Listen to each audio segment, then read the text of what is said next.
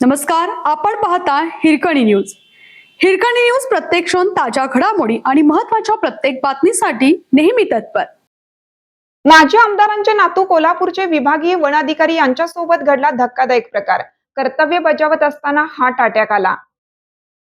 वण्णूर तालुका कागल येथील इंद्रजित वसंतराव निकम वय 44 यांचे हृदयविकाराच्या तीव्र झटक्याने निधन झाले. कोल्हापूर येथे विभागीय वन अधिकारी म्हणून ते सेवेत कार्यरत होते. ज्येष्ठ स्वातंत्र्य सेनानी कागलचे माजी आमदार दौलतराव निकम यांचे ते नातू होत. कोल्हापूर येथे कृषी महाविद्यालयात BSc झाल्यानंतर त्यांनी राहुरी येथे MSc चे शिक्षण घेतलं. त्या ठिकाणी स्पर्धा परीक्षेचा अभ्यास करत रेंज फॉरेस्ट ऑफिसरपदी त्यांची 12 वर्षापूर्वी निवड झाली होती. गडचिरोली, कोल्हापूर, अमरावती अशा विविध ठिकाणी त्यांनी सेवा बजावली होती.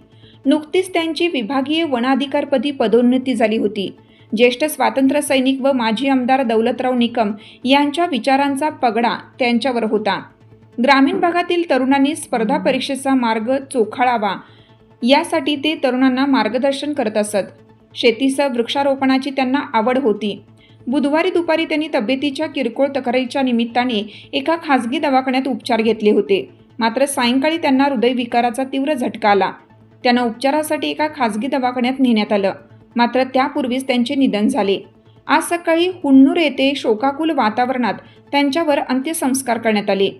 त्यांच्या मागे आई, पत्नी, 2 मुले असा परिवार आहे.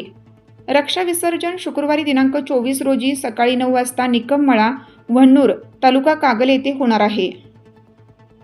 आपल्या हिरकणी न्यूज चॅनलला लाईक करा, शेअर करा आणि सबस्क्राईब करायला विसरू नका. आणि रहा अपडेट.